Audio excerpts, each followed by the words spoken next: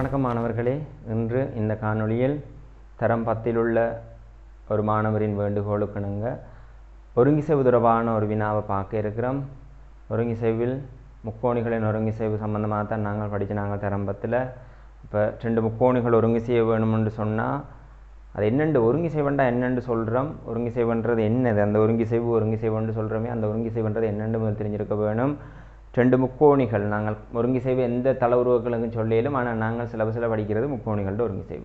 அந்த முக்கோணிகள் ரெண்டு முக்கோணிகள் கதைக்கிறோம்னு சொன்னால் அந்த கம்பேர் பண்ணுற 2 முக்கோணிகளும் பருமனிலும் வடிவத்திலும், முக்கோணின்னா முக்கோணி தான் ஒருங்கிசைவு காட்டிலும், அப்போ வடிவத்திலும் பருமனிலும் ஒத்ததாக அமைய வேணும். பருமனண்ட அளவுலையும் ஒரே அளவுலையும் இருக்க வேணும்.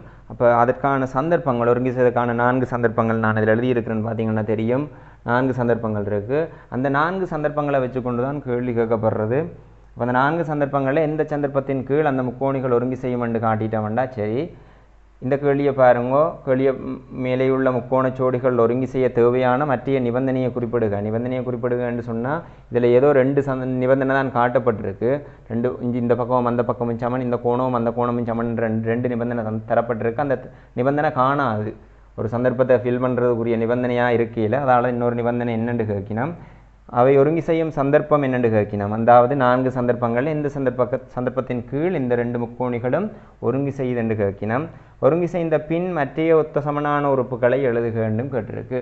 சரி, அப்போ ஒருங்கி செய்து காட்டிட்டோம்னா இந்த கேள்வி செய்கிறது சிம்பிள். ரைட், பார்ப்போம். முதலாவது இந்த 4 சந்தர்ப்பங்களையும் ஒரு ஆராய்வோம். ஒவ்வொரு விஷயமா எல்லாருக்கும் இது பாடமான மாதிரி இருக்கும். பக்கம் கோணம் பக்கம் செம்பக்கம் என்று ஒரு ஃப்ளோவில் சொல்லுவீங்கள். ஆனால் அதில் இருக்கிற ஒரு சில விஷயங்கள் நிறைய பேருக்குமே சந்தேகமான ஒரு விஷயம்தான். சரி பாருங்கோ. பக்கம் என்ற இந்த நிபந்தனை இந்த சந்தர்ப்பம், அதாவது 2 முக்கோணிகள் ஒருங்கி செய்வதற்கான முதலாவது சந்தர்ப்பமாக பார்க்குறோம். இதை பக்கம் என்ற நிபந்தனை.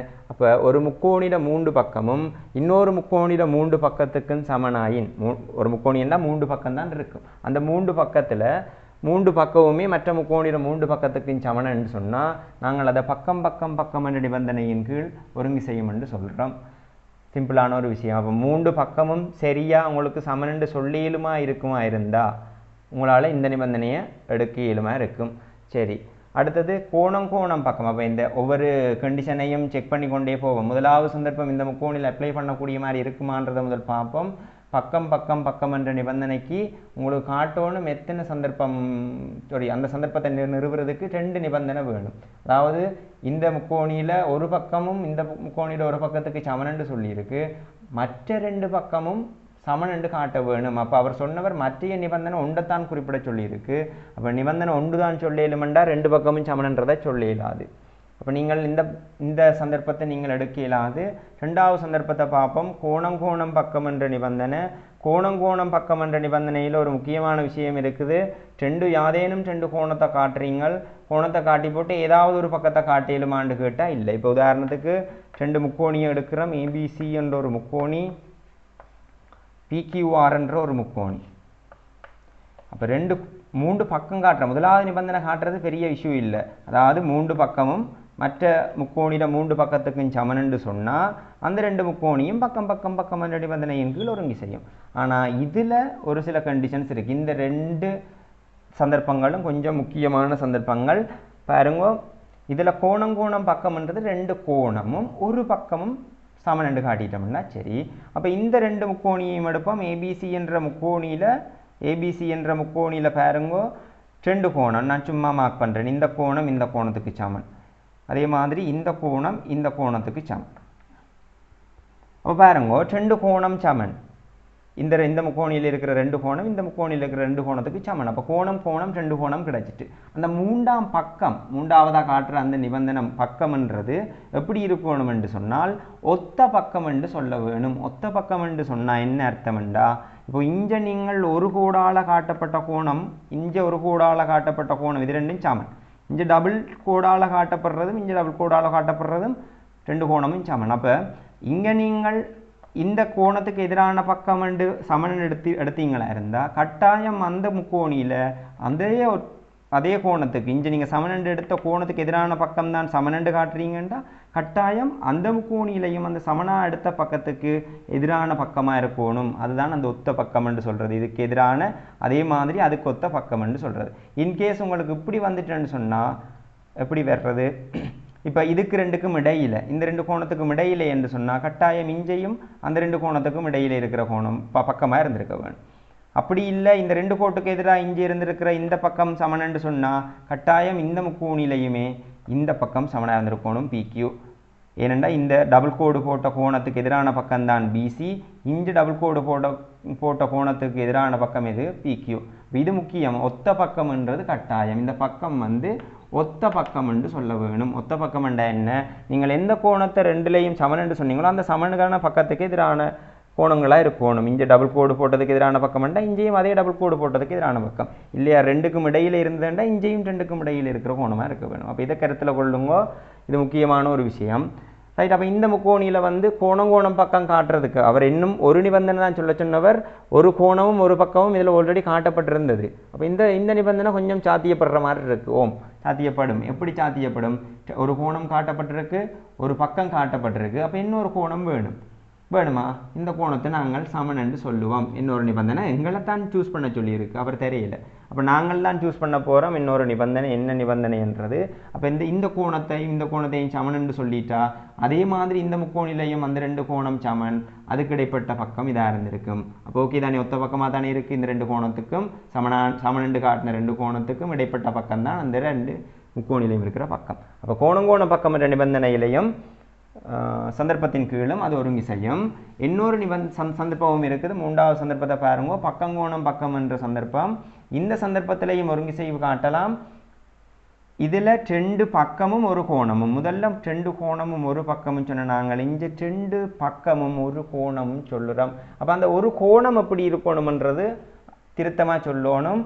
அது வந்து அடைகோணமாக இருக்க வேணும். அடைகோணம் என்று சொன்ன என்ன அர்த்தம்ண்டா ஏபிசி என்றது ஏபிசி என்றதும் பிக்யூஆர் என்றதும் ரெண்டு வகையான முக்கோணிகள் என்று சொன்னால் இந்த ரெண்டு முக்கோணிலையும் ஏதாவது ரெண்டு பக்கத்தை காட்டுறீங்கன்னு வைங்க. ரெண்டு பக்கத்தை காட்டிட்டீங்க. சரி, இந்த பக்கம் இந்த பக்கத்துக்கு சமன், அதே மாதிரி இந்த பக்கம் இந்த பக்கத்துக்கு சமன் அந்த முக்கோணியில். இப்போ இந்த ரெண்டு பக்கங்களையும் சமன் என்று சொன்னால் இந்த கோணம் எப்படியா இருக்க வேணும்னு சொன்னால் இந்த ரெண்டு பக்கத்தாலேயும் அடைக்கப்பட்ட இந்த கோணமாக இருக்கணும். இடையில் அமையப்பட்ட அடைகோணமாக இருக்க வேணும்.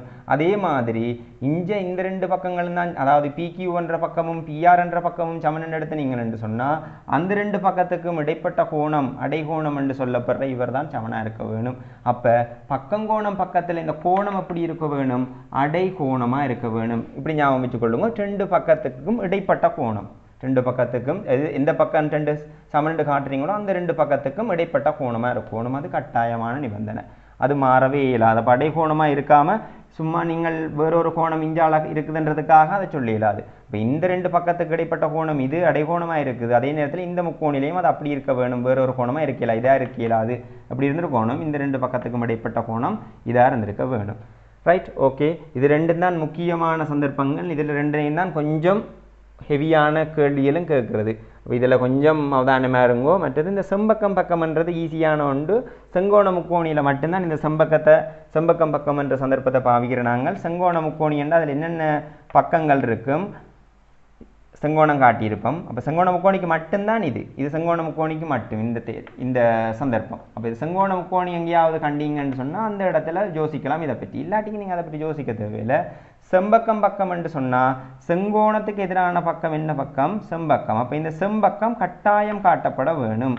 முதலாவது நீங்கள் செம்பக்கம் பக்கம் என்ற நிபந்தனையில் நிறுவ போறீங்கன்னு சொன்னால், ஒருங்கிசைவு காட்ட போறீங்கன்னு சொன்னால் அந்த செங்கோண முக்கோணியில் இருக்கிற செம்பக்கமும் நீங்கள் காட்ட போகிற ஒருங்கிசைவு காட்ட போகிற மற்ற செங்கோண முக்கோணியில் இருக்கிற செம்பக்கமும் கட்டாயம் சமனாக இருக்கணும். முதலாவது காட்ட வேணும் அதைத்தான். பிறகு நீங்கள் செங்கோண முக்கோணியில் இருக்கிற வேறு ரெண்டு பக்கம், அதாவது இந்த அயல் பக்கங்களை ரெண்டையும் சமன் என்று காட்டி பிரயோசனம் இல்லை. அப்போ என்ன சொல்ல வேணும்? இதில் இருக்கிற செம்பக்கம் உண்டும், கட்டாயம் செம்பக்கம் எடுக்க வேணும். இந்த செம்பக்கம் இந்த செம்பக்கத்துக்கு சமனாக இருந்திருக்க வேணும். ஓகேண்டா வேறு இருக்கிற மற்ற ரெண்டு அயல் பக்கங்களில் இது செம்பக்கம்ண்டா, செங்கோணத்துக்கு எதிரான பக்கம் செம்பக்கம். இந்த செங்கோணத்துக்கு பக்கத்தில் இருக்கிற ஆக்கள் ரெண்டு பேரும் என்ன? அயல் பக்கங்கள். இது ரெண்டும் அயல் பக்கம்.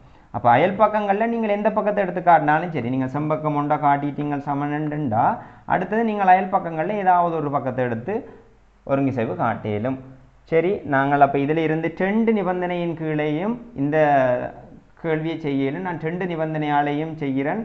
பாருங்க, 2 சந்தர்ப்பத்தில் இந்த கேள்வியை அணுகலும். எந்தெந்த சந்தர்ப்பம்? செம்பக்கம் பக்கம் வராது. ஏன் வராது? செங்கோண முக்கோணி இல்லை, காட்டப்பட்ட முக்கோணியில் செங்கோணம் ஒரு இடத்துலையும் காட்டில. பக்கம் பக்கம் பக்கம் என்ற நிபந்தனை சந்தர்ப்பத்தை எடுக்கிறதுக்கு இங்கே ஒரு பக்கம் தான் காட்டியிருந்தேன். இந்த முக்கோணியில் ஒரு பக்கத்தை தான் அந்த முக்கோணியில் ஒரு பக்கத்துக்கு சமனண்டு காட்டியிருந்தவர். அப்போ மற்ற 2 பக்கமும் நிபந்தனையாக நீங்கள் காட்ட வேணுமெண்டா இயலாது. அவர் மற்ற நிபந்தனையை குறிப்பிடுகன்னு தான் கேட்டவர். தேவையான ஒரு நிபந்தனை தான் சொல்லிடும். ஏனெண்டா ஒரு கோணமும் ஒரு பக்கமும் தந்திருந்தவர். அவர் தரப்பட்டிருந்த கேள்வியில் இந்த கோணமும் சமன். சரி, அப்போ இந்த 2 நிபந்தனையும் தான் சாத்தியப்படும். அந்த 2 நிபந்தனையையும் சந்தர்ப்பத்தையும் நாங்கள் வாய்ப்பு பார்ப்போம். ரைட், பாருங்கோ, இந்த மேலே உள்ள முக்கோண ஜோடிகள் ஒருங்கி செய்வதற்கு தேவையான மற்ற நிபந்தனையில் நான் 2 சந்தர்ப்பத்தை எடுக்கிறேன். நம்ம ஒன்று இந்த கோணமும் இன்னொரு கோணமும் சமனாக இருந்து அங்கேயுமே இந்த கோணமும் அந்த கோணத்தையும் சமனண்டு காட்டி போட்டு இந்த 2 கோணத்தையும் சமனண்டு எடுத்தா நான் அந்த 3வது நிபந்தனையை எடுக்க வேண்டிய நிபந்தனையை இதை எடுக்கிறேன். இது 2ம் சமனண்டு எடுத்த மாதிரி இருந்தால் இந்த 2 கோணமும் சமன் அந்த 2 கோணத்துக்கு அதுக்கு ஒத்த கோணம் தான். 2க்கும் இடைப்பட்ட கோணம், 2க்கும் பொதுவான அந்த ஒத்த கோணம் தான் இது 2ம் ஒத்த பக்கம். அப்போ இந்த ஒத்த பக்கத்தை சமனண்டு காட்டி போட்டு முடிக்க போகிறோம். ரைட், பார்ப்போம். அப்போ முக்கோணி ஏபிசி முக்கோணி PQRல் இந்த 2 முக்கோணிலையும் ஆல்ரெடி நீங்கள் காட்டியிருந்த அவர் கேள்வியில் தந்திருந்தது BCA என்ற கோணம் PQR என்ற கோணத்துக்கு சமன், AC PQக்கு சமன். அப்படி என்று சொன்னால் அது 2ஐயும் நீங்கள் தரவாக கொடுத்து போட்டு 3வது நிபந்தனையாக நீங்கள் எதை சொல்லிலும் இந்த நிபந்தனையை சொல்லிலும். சரி, அப்போ முதலாவது சொல்ல போகிறேன். BCA என்ற கோணம், BCA என்ற கோணம், இந்த கோணம் BCA என்ற கோணம் அங்கே எதுக்கு சமன்? PQR என்ற கோணத்துக்கு சமன். அது தரவுல தந்தது. PQR என்ற கோணத்துக்கு சமன் என்ன? அது தரவு. 2வது பாருங்கோ, இந்த பக்கம் அந்த பக்கத்துக்கு சமன். எதுக்கு? AC என்ற பக்கம் சமன் PQ என்ற பக்கத்துக்கு, அதுவும் தரவு. அது 2 தரவுல தந்திருந்தது. இந்த கோணம் அந்த கோணமும் சமன்ன்றதும் இந்த பக்கம் அந்த பக்கத்துக்கு சமன்ன்றதும் தரவுல தரப்பட்டிருந்தது. இங்கே நாங்கள் எடுத்த அந்த 3வது நிபந்தனை எது? இந்த நிபந்தனை எது? BAC என்ற கோணம் சமன் அங்கே எதுக்கு சமன்? QPR என்ற கோணத்துக்கு. இதுதான் நான் எடுத்த அந்த 3ஆம் நிபந்தனை. அப்போ இது 3ஆம் நிபந்தனையாக இருந்திருந்தால் நான் எடுத்த இதான் நான் சூஸ் பண்ணால் அது 2ம் தரவுல தந்தது. நான் இதை எந்த சந்தர்ப்பத்துக்குள்ளே விழுத்துறதுக்காக எடுத்து நான் 2 கோணத்தையும் ஒரு பக்கத்தையும் எடுத்து கோணம் பக்கம் என்ற நிபந்தனைக்கு சந்தர்ப்பத்துக்கு விழுத்துறதுக்கு. இப்போ முதலாவதுல நாங்கள் அடிஷனல் ஆட் பண்ண அந்த 3ஆம் நிபந்தனை என்னது? BAC என்ற கோணம் சமன் QPR என்ற கோணத்துக்கு. அப்போ இந்த நிபந்தனையைத்தான் நான் 3வது நிபந்தனையாக அந்த மற்ற நிபந்தனையாக சொல்லியிருக்கிறேன். 2வது கேள்வியை பாருங்க. அவை ஒருங்கி செய்யும் சந்தர்ப்பம் என்ன சந்தர்ப்பத்தின் கீழ் ஒருங்கி செய்யும் என்று காட்டினாங்க. இப்போ என்னத்துக்காக நாங்கள் 2 கோணத்தை காட்டினாங்க? என்னத்துக்காக இந்த பொது பக்கத்தை ஒத்த பக்கத்தை காட்டினாங்க? கோணம் பக்கம் என்ற நிபந்தனை. கோணம் பக்கம். இங்கேயும் அதே கோணம் பக்கம், ஒத்த பக்கம் என்று சொல்றது 2க்கும் இடைப்பட்ட மாதிரி இருக்கு இதில், அதால் ஒத்த பக்கம் தான். அப்போது முன்னாலே சொல்லிட்டேன். அப்போ இங்கே என்ன நிபந்தனை, என்ன சந்தர்ப்பத்தை சொல்ல போகிறோம்? கோணம் பக்கம் என்ற சந்தர்ப்பம். 4 சந்தர்ப்பத்தில் இந்த சந்தர்ப்பத்தின் கீழே கோணம் பக்கம். சரி, ஒருங்கி செய்த பின் மற்றைய ஒத்த சமனான உறுப்புகளை எழுதுக என்று கேட்டால் ஒருங்கி செய்யும் என்று சொன்னால் இனி மிச்சம் இருக்கிற பக்கங்கள் கோணங்கள் எல்லாம் சமனாத்தான் இருக்கணும். இந்த பக்கம் இந்த பக்கத்துக்கு சமன், இந்த கோணம் இந்த கோணத்துக்கு சமன், இந்த கோணம் இந்த கோணத்துக்கு சமன்ன்றது ஆல்ரெடி ஒருங்கி செய்வில் காட்டி முடிஞ்சுது. இப்போ இனி இருக்கிறது எது? இந்த பக்கம் இந்த பக்கத்துக்கு சமன், அதுவும் இந்த கோணத்துக்கு எதிரான இந்த பக்கம் இந்த கோணத்துக்கு எதிரான இந்த பக்கத்துக்கு சமன். அப்போ என்னென்ன சொல்லலாம்? BC சமன் QR, இதுவும் சமன். ஒருங்கி செய்த என்று சொன்னால் 2 முக்கோணியும் மேற்பொருந்தும். அதுதான் ஒருங்கி செய்யும் என்று சொல்கிறோம். பருமனிலும் வடிவத்திலும் ஒரே அளவில் இருக்கிறது, ஒரே அளவு, அது மேலே பொருந்தும், கொண்டு மேற்பொருந்தக்கூடிய மாதிரி இருக்கும். ஒருங்கி செய்வு காட்டிட்டோம்னா அதுக்கு பிறகு சமன் என்று சொல்கிறதுக்கு நீங்கள் காரணம் சொல்ல தேவையில்லை. சரி, அப்போ இதுக்கு எதிரான இந்த பக்கம் தான் இதுக்கு எதிரான இந்த பக்கத்துக்கு சமனாக இருந்திருக்கும். அப்போ இது 2ம் BCயும் QRம் சமன். ரைட், இதை எடுத்துட்டோம். வேறு ஒருங்கிசைந்த பின் மற்ற ஒத்த சமனான உறுப்புகளை எழுதுகிறான்னு கேட்டவர். அப்போ ஒருங்கிசைவு காட்டிட்டாம் இனி இருக்கிறத ஒத்த சமனான உறுப்புகள். அப்போ இந்த பக்கம் இந்த பக்கத்துக்கு சமன். அதே மாதிரி ஏபி என்ற பக்கம் அங்கே இருக்கிற அந்த பிஆர் என்ற பக்கத்துக்கு சமன். ஏபி என்ற பக்கம் அங்கே பிஆர் என்ற பக்கத்துக்கு சமன். ரைட். இன்னும் ஒன்று இருக்கு, என்னது? கோணம் இருக்கு. இந்த ஏபிசி என்ற கோணம், ஏபிசி என்ற கோணம் எந்த கோணத்துக்கு சமன்? அங்கே பிஆர்கியூ என்ற கோணத்துக்கு சமன். ரைட். என்னண்டு இங்கே 3 சந்தர்ப்பம் சொன்னா, 3 நிபந்தனை சொன்னாங்கள் தானே. அதில் ஒரு பக்கமும் 2 கோணமும் சொன்னாங்களா. இங்கே 2 பக்கமும் ஒரு கோணமும். ஏன்னா முக்கோணியில் 3 கோணமும் 3 பக்கமும் இருந்திருக்கும். இங்கே 2 கோணத்தை பற்றி காய்ச்சிட்டோம்டா ஒரு கோணம் மிச்சம் இருந்தால் அது இங்கே சொல்லிட்டேன். ஒரு பக்கத்தை பற்றி காய்ச்சால மிச்சம் இருந்த சமனான பக்கங்கள் 2ஐயும் பற்றி இங்கே சொல்லிட்டோம். இப்போ இந்த டபுள் கோடு போட்ட இதுக்கு எதிரான பக்கம் இதுவும், இதுக்கு எதிரான பக்கம் இதுவும் சமன். பிசியும் கியூஆரும் சமன். அதே மாதிரி இந்த சிங்கிள் கோடு போட்ட இதுக்கு எதிரான பக்கம் ஏபி, அதே சிங்கிள் கோடு போட்ட அதுக்கு எதிரான பக்கம் பிஆர். அப்போ அது 2ஐயும் சமன். இதுதான் ஒருங்கிசைந்த பின் மற்ற ஒத்து சமனான உறுப்புகள்ன்றது. இது தவிர்த்து இன்னொரு சந்தர்ப்பத்தின் கீழையும் ஒருங்கிசையும். என்ன சந்தர்ப்பம்? நான் 2 சந்தர்ப்பம் சொன்னாலும் சொல்லியிருக்கையே. கோணம் பக்கம் என்ற நிபந்தனையின் கீழும் ஒருங்கிசையும், அதே மாதிரி பக்கங்கோணம் பக்கம் என்ற நிபந்தனையின் கீழும் ஒருங்கிசையும். சரி பார்ப்போம். பக்கங்கோணம் பக்கம் என்ற நிபந்தனையில் ஒருங்கிசைக்குள்ள என்னென்ன விஷயம்? இந்த தரவில் இருந்த 2 விஷயம் மாற போகிறது இல்லை. அது 2ம் அப்படியே தான். அந்த 3ஆம் நிபந்தனை மட்டும்தானே மாற்றணும், அதை மட்டும் மாற்றி விடுறேன். சரி பார்ப்போம். 3ஆம் நிபந்தனையில் என்னத்தை மாற்ற போகிறோம்? முதல் நான் இதை கொடுத்தனான், இந்த கோணத்தை கொடுத்தனான். ஏனென்றா கோணம் பக்கத்துக்கு எனக்கு இன்னொரு கோணம் வேணும். அதால் இந்த கோணத்தையும் அந்த கோணத்தையும் சமன் எடுத்துனாங்க. இந்த கேள்வி கொஞ்சம் வித்தியாசமாக இருக்குது. நிபந்தனையை எங்கட கைவசமே விட்டுருக்கு. சரி, இப்போ என்ன செய்ய போகிறேன்? கோணம் பக்கம் என்ற நிபந்தனைக்கு ஒருங்கிசைய செய்ய போகிறேன். அப்போ அந்த சந்தர்ப்பத்தை கீழ் ஒருங்கிசைய செய்கிறதுக்கு யாதேனும் 2 பக்கம் காட்டுறீங்கன்னா அந்த 2 பக்கத்துக்கும் இடைப்பட்ட கோணம் அடைகோணமாக இருக்க வேணும்னு சொன்னால் இந்த பக்கம் காட்டப்பட்டிருக்கு. ஆல்ரெடி இந்த 2 பக்கத்தும் இதுவும் சமன் காட்டப்பட்டிருக்கு. இதுதான் அந்த கோணம்ண்டா. இது அடைகோணம் அமைய வேணுமெண்டா எந்த பக்கம் சமனாக இருந்திருக்க வேணும்? இந்த பக்கமும் இந்த பக்கமும். அப்போ தான் இந்த 2 பக்கத்துக்கும் இடைப்பட்ட கோணம், இந்த 2 பக்கத்துக்கும் இடைப்பட்ட கோணம். அப்போ எந்த பக்கம் சமனாக இருந்திருக்கணும்? பிசி சமன் கியூஆரா இருந்திருந்தா. இப்போ 2வது சந்தர்ப்பம் பார்க்குறேன்னா இது இந்த சந்தர்ப்பத்தின் கீழும் ஒருங்கிசைந்திருக்கும். இதான் அந்த 3ஆம் நிபந்தனை. அப்போ 2 சந்தர்ப்பத்தின் கீழ் இந்த 2 முக்கோணியும் ஒருங்கிசையும்னு சொல்லிடும். கோணம் பக்கம்ன்றதும் கோணம் பக்கம் என்ற நிபந்தனையின் கீழ். அப்போ இப்போ முதல் பார்த்த சந்தர்ப்பத்தில் வேற, இப்போ வேற சந்தர்ப்பம். என்ன சந்தர்ப்பம்? கோணம் பக்கம் என்ற சந்தர்ப்பத்தின் கீழ் ஒருங்கிசையும்னு சொல்லுவோம். கோணம் பக்கம் என்ற சந்தர்ப்பத்தின் கீழ் ஒருங்கிசையும் என்று காட்டிலும். இப்போ 2 சந்தர்ப்பத்தின் கீழ் இந்த 2 முக்கோணியும் ஒருங்கிசைவு காட்டிலும். அது என்னென்று நாங்கள் 2 சந்தர்ப்பத்தின் கீழ் சொல்கிறோம். எங்கள்கிட்ட அந்த 3வது நிபந்தனையை கேட்டதால் நாங்கள் அதை எப்படியும் கொடுக்கலாம். கோணம் வேணுமா? கோணத்தை கொடுத்து கோணம் பக்கம் என்று எடுத்தோம். முதலாவது ஸ்டெப்பில். 2வது ஸ்டெப்பில் என்ன செய்து நாங்கள் இப்போ பக்கத்தை கொடுத்து கோணம் பக்கம் அதில் அடைகோணம் கோணம் பக்கம் என்ற இந்த நிபந்தனையின் கீழே இப்போ காட்டிட்டோம்.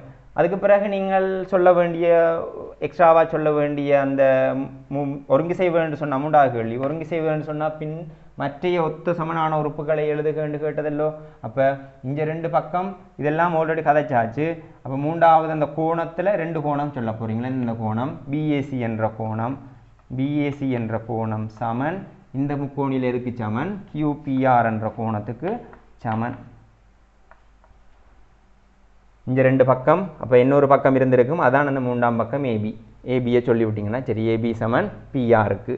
அதுக்கு பிறகு என்ன சொல்லணும்? இங்கே ஒரு கோணம் தான் கதைச்சிருந்தது. இந்த கோணம் பிசிஏ சமன் பிக்யூஆருக்கு. அப்போ இந்த கோணம் 2 சமன் சொல்லியிருக்கேன்டா.